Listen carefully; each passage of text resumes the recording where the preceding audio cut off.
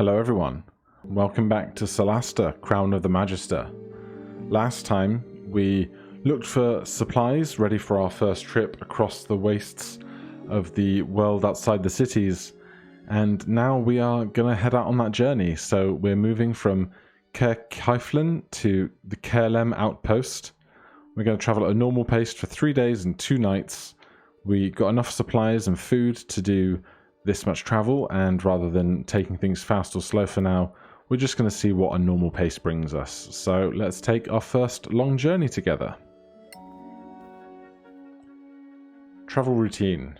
Your heroes normally plan their travel so that they are always fit and ready for anything. The routine requires them to travel no more than 8 hours a day and leaves enough time to eat and sleep, and for other activities such as crafting, talking, playing games, playing an instrument, and praying. Standard long rest stuff. Sometimes the normal routine will be interrupted and your heroes will need to travel while they should be resting. This can add fatigue and may lead to exhaustion.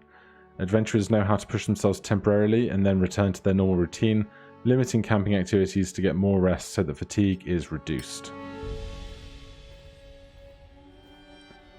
So we found 3 food rations. We found some Angry Violet. They played dice with a wandering scholar. Set up camp, gets into a heated political discussion about the Principality of Masgarth. Faith takes a short time to think alone, and now we have found a combat encounter with bandits. A group of hostile creatures has managed to surprise you. Surprise roll results. We are all surprised. We have 3 unknown creatures and 1 unknown creature of a different type. Let's start battle out on the road. We are at full health and full resources at level 2, so hopefully this isn't a terrible start, but we will see how things progress.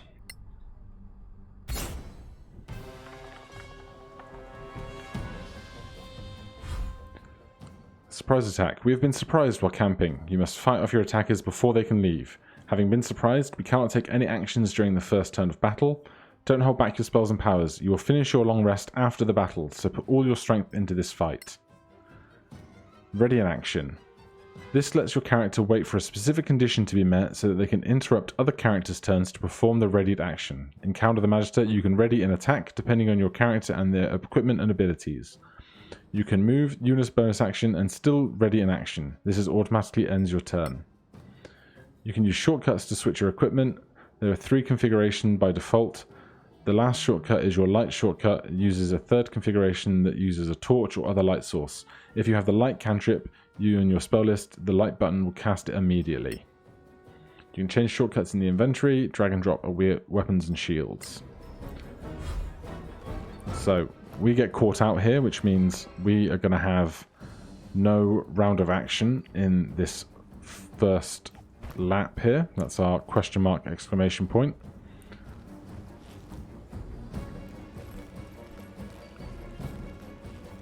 Do let me know if this is bright enough for you guys. I know the area near the fire is lit, but the periphery much less so. We spend our conditions on that turn, so we don't get to take a turn, but the action has passed, the condition rather. And now we enter round 2. We no longer have the surprise condition. We will be able to retaliate. Attack on ally. A bandit is attacking Pastel. You can react to impose disadvantage upon thy enemy. Okay, so this is a reaction. We get this reaction because of our status as a paladin, so let's do that.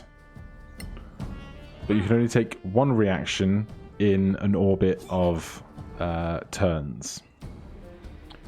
So Faith is up. Faith is our rogue. Rogues who attack someone within range of an ally will get sneak attack on their weapons. So let's equip our double daggers. I think this indicates that that person has some kind of cover, possibly because of the shrubbery they are in, or that we might have cover. I'm not particularly sure, but let's move to here. And then we will take an attack action. Do we have to use sneak attack manually? Oh, this is our bonus attack. This is our main attack. Target a creature. Where is sneak attack? Or am I missing something? This light indicates our main action available. This indicates our bonus action available to us. I'm not sure. Let's just go with an attack and see what happens. Another miss? Big miss. But we can bonus action attack with our offhand weapon. And another miss. That's going to be the end of Faith's first turn. Pastel. So Pastel's the cleric, so we not only have our Warhammer, we can also cast spells. But we have no hand free for somatic components because we're holding a weapon and a shield. So if we were to say swap to our candle and no weapon, then we might be able to do so. But for now, let's attack with our Warhammer.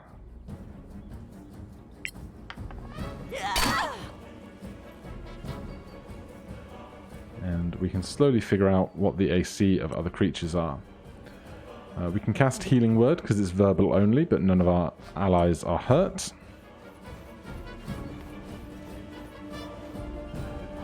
And everyone has lined up. I don't know if we're going to be able to use that to our advantage in some spell casting. Thunderwave will make a 3-cell cube originating from us. That will probably hurt our allies if we try and use it. Poison spray targets one person, as does Firebolt. So I think we're just going to go in with a magic missile here. Do we have any preference of target? Do we actually see how much health a specific creature has, or do we just get a general idea from the health bar? Seems we get a general idea from the health bar, which I'm quite fond of. So let's do 2 there. Why are we preparing 4 shots? Wouldn't it normally be 3? A victory fit for a song. Well, I will take the result nonetheless.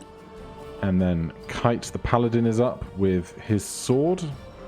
We do have spells that we can cast, but again, we don't have a free hand for the somatic components. I thought we would have a... like, normally you have a shield that you can kind of put your... Oh, we can smite for a spell slot, sure. No quarter given. Normally, paladins and clerics can have their holy symbol on their shield, and that kind of acts as their spellcasting focus, but I guess not right now. Yes, please continue to block. We're going to get a lot of use out of that, I think. Imposing disadvantage on our foes.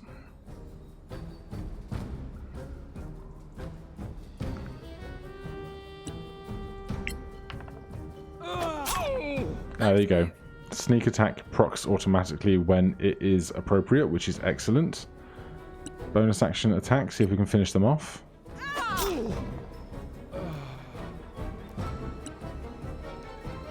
And then we have just Pastel left.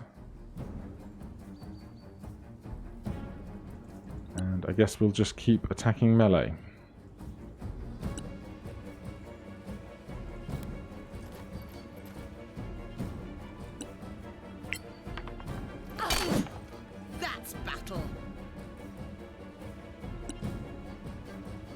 And for another spell, let's just keep it simple with Magic Missile because we are about to long rest.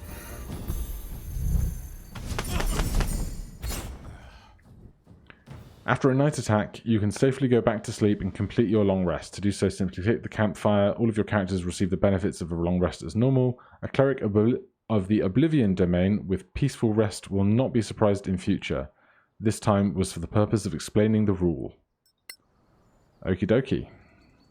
So we could theoretically go and explore this area, but I'm going to guess that there's nothing extra for us to do here. We could expend other slots if there was other things we wanted to do, but I think it's just going to be a case of heading back to sleep. Well, that went reasonably swimmingly, I think. Do we have our option for... There it is. Preparing spells. You have recovered the following features. Spell slots. I think we're probably still happy with all of this stuff. Yes. As for the others, this is all good. And lastly, pastel. So domain spells are always considered prepared, so we always have those available to us, and inflict wounds is a wonderful spell to have for that. Otherwise, I'm very happy with what we've got going on. We can continue with our journey. Is it just going to keep us going? Or do we have to click where we want to be? Game auto... Oh, there you go. Resume. We have 14 units of food. We consumed 4 for our long rest, because you must have sufficient food and water. Tutorial, interrupting travel. You can always interrupt travel by manually pressing the interrupt button. Then you can click on a character's portrait to open their inventory and possibly start a new crafting activity, change equipment, or check anything you like. Just click the resume button to resume travel. Understood. So if we interrupt very quickly... we came across a band of mercenaries. Are we going from top to bottom or bottom to top? Day 2. Came across a band of mercenaries. Set camp again. Faith plays cards. Where is it just I to get to our inventory to change spells and such? It is. So what I want is Faith is... Pastel currently has hammer and board and secondary crossbow. I'm going to unequip the secondary crossbow because I would rather have her be able to spellcast with her offhand. So she has Holy Symbol Amulet. I take it we can't have this existing in 2 configurations.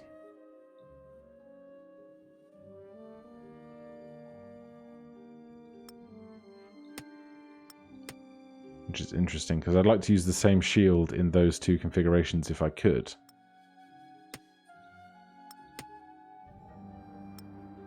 But instead we'll just have to have an empty-handed section for now. Because this takes up both hands, even though you could theoretically hold a crossbow in one hand while using the other hand for somatic components. We'll have empty hands for casting spells otherwise.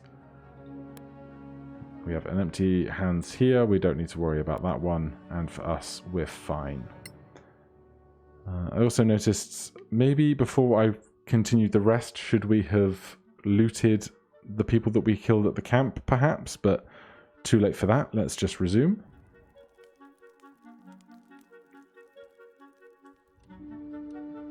This is our second long rest, I presume. We don't want to change any of our spells. We're very happy with how things are. And carry on the rest of the way to KLM. Every time I say it, I think about the airline. Don't know about you guys.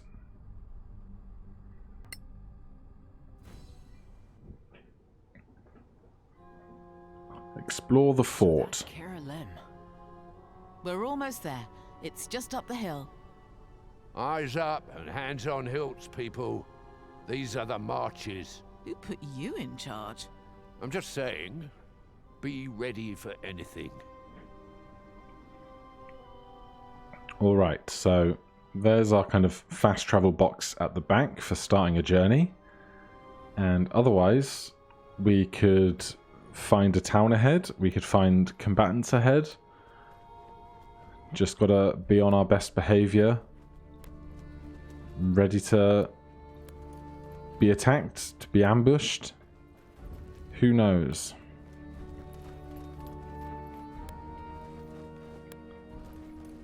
Oh, what's that smell? Does it smell of orcs or goblins? That actually made me jump. Tutorial, take cover. In battle, you'll find walls, barricades, and other setting elements that display a shield icon. Half cover gives an enemy a -2 penalty to hit with ranged attacks. Of course, you have to be on the other side of the cover. 3/4 cover grants a -5 penalty. Full cover means they cannot be targeted at all. This does not affect melee spells. Does not affect melee attacks or area of effect spells. In battle, you can only use your inventory once per turn. This includes switching weapons. Once you have a utility slot that allows you to access and use... You also have a utility slot that allows you to access and use an item without spending your inventory action. Place a potion or scroll here to be able to use it directly. This will still count as your main action. You can change the difficulty settings on the game on the fly. Just open up the menu. You can pick different presets or browse the detailed options. Okay, that's very interesting. So when we want to, say, make a ranged attack, we can swap to our short bow for free, but we can't swap back the same turn, is what I'm taking from that. So we want to make sure we're taking cover. It's nice to see the mechanics for taking cover being implemented correctly. Although technically they said it was a -5 to their attack roll. Technically, if I'm going to be that guy, it's +5 to your AC, not -5 to their attack roll, but that's fine. I don't suppose we are in range of anything for shooting with the bow. Perhaps we are. Good. And what's really nice is we're not being penalised for shooting uphill, I don't think. So that's the end of our turn. A couple of goblins will go.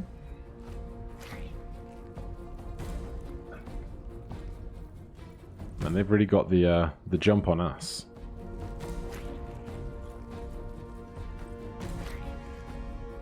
Interesting. Are we on the other side of a wall? We are somehow.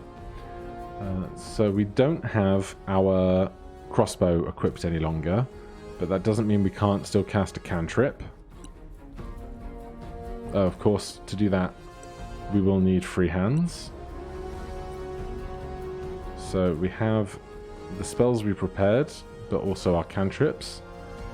And Chill Touch has a range of 24 squares.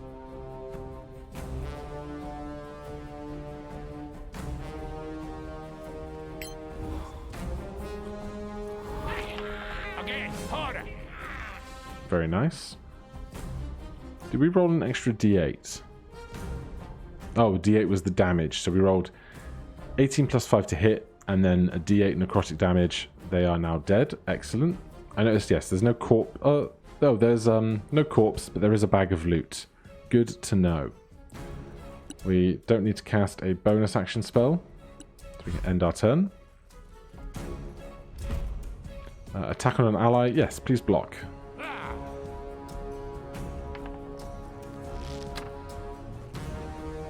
This paladin is getting great use out of that.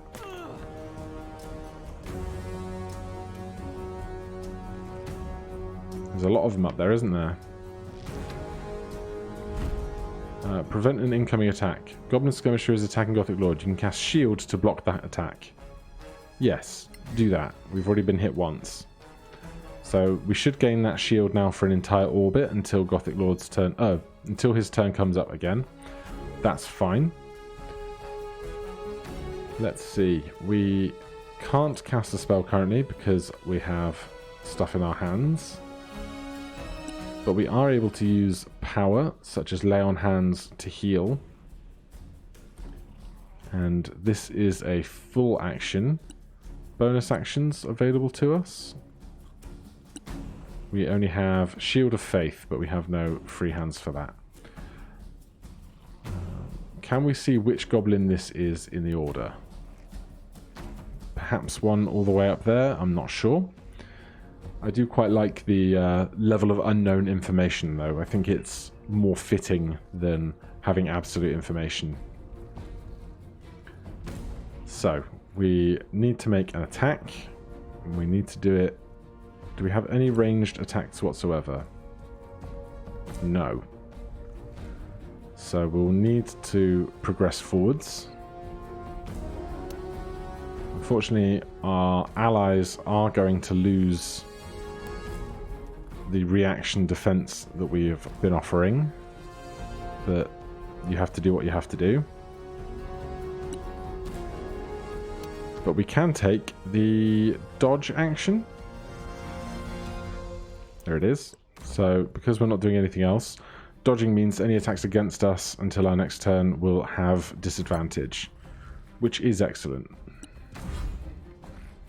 I am already very impressed by what is able to be done in this combat system, and the areas of the terrain that the goblins are using in this fight. Right, we would like extra cover, please and thank you. And then for an attack, I'm going to do one missile there. Is there anyone else that's injured? Does not seem so. So in that case, let's do 3 up here.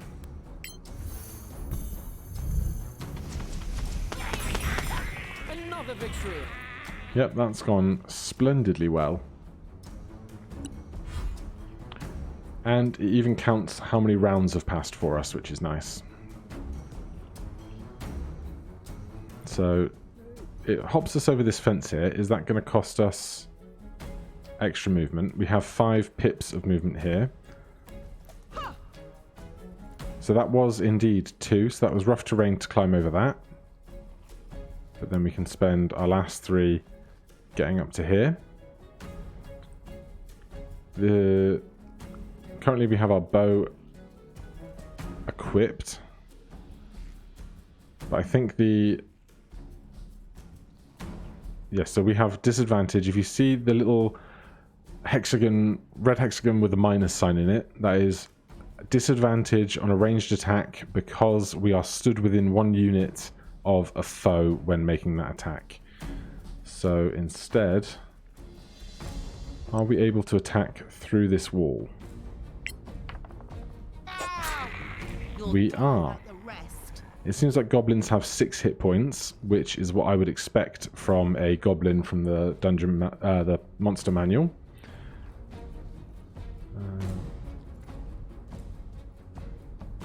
Otherwise, they will end their turn. Pastel is up.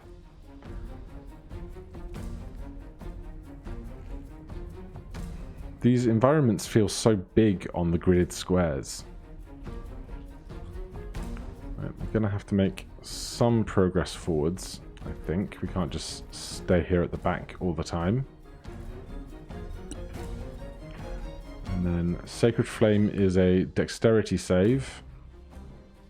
Or we have Chill Touch and Spare the Dying is, of course, not a ranged attack. Let's get the guy further away. 9 is a miss.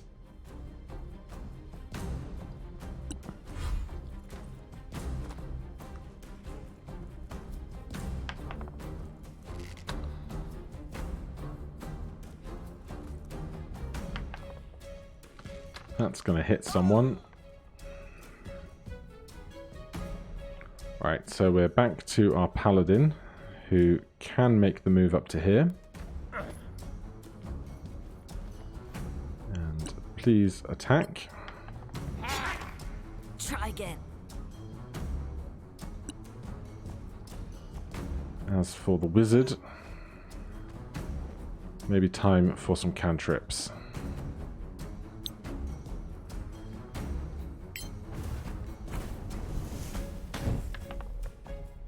Nope, we whiffed on that one massively.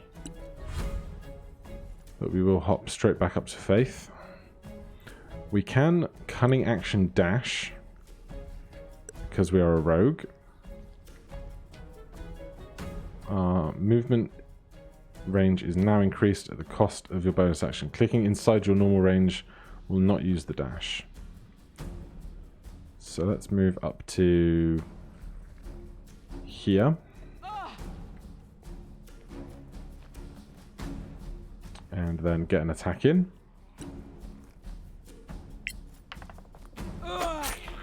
Again. We got sneak attack because of the proximity of Kite on that attack. And then with the rest of our movement, we can get to some cover here. Don't know if we'll have quite the same amount of cover because they are above us for line of sight.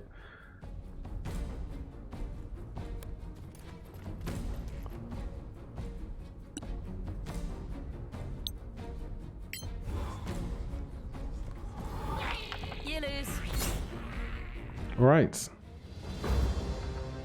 So we are taking a short rest. Short rests are a useful way to recover while exploring a dungeon. You can do so whenever you are far enough away from all enemies, though this may be impossible in a very hostile location. The party must be together.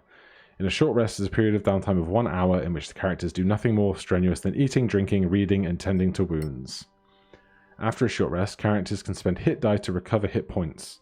Heroes only have 1 hit die per level. Once they are spent, they need to long rest to get them back. You can spend all or part of your hit die after a short rest. Other abilities may be recovered by taking a short rest according to the character's class and level. Excellent. So, before we do that, let's see about collecting some loot. Faith. Pick up all the stuff that you can find, please. Wow, this is everything they had? They were loaded. I don't think we're going to need to take all of these weapons.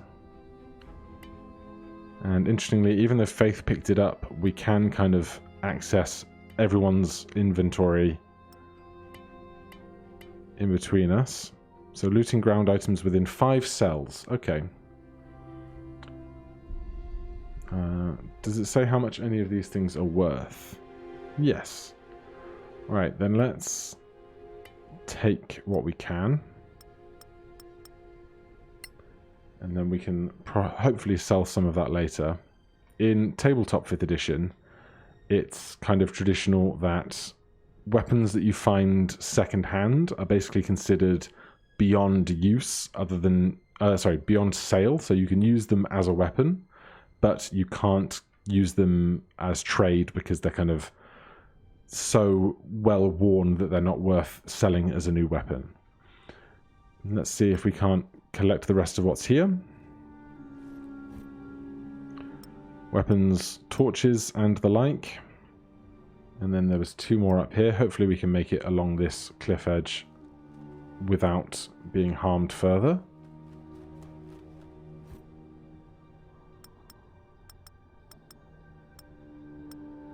Yeah, we're going to have a plethora of swords and the like. We looted what was down there because we looted whatever was within 5 tiles of us when we did that. So if we get the party all together, bring them here. Where was that short rest button? Is it this one? Well, Gothic could probably do with a short rest. We can spend 1 of his hit dice, so we'll roll the d6 when we click it, I presume. And when we do that, it will roll a d6 and add his constitution modifier, and that will be how much we heal. Start short rest. Maybe it will prompt us at the end of the short rest. There you are. So these guys are on their full health, so they don't need to spend hit die. But we will roll a d6. 4 plus 3 is 7. We're back to full health. And we'll roll 1 over here as well. 1 plus 2 is 3. So not the best, but we are doing all right on health. That would roll another one of these hit die. If you multi-class, you can have different hit die of different sizes. Gothic can arcane recovery. We would regain 1 level 1 spell slot, I think. Activating arcane recovery, allow Gothic Lord to regain the following spell slots. Well, we cast magic missile once, so I suppose we'll do this. I'm not sure if I just wasted 1 extra, but we are rested, we are spell slotted up to our eyeballs, so I consider that a great success. Join me next time, we'll carry on up this cliffside and we'll see if there is more threats ahead before we reach the outpost up at the top. Thank you ever so much for watching, I hope you're enjoying this as much as I am. I'm thoroughly enthused by the level of accuracy that this has to 5th edition. If you have any questions or comments, please do feel free to leave them down below and I will answer them if I can.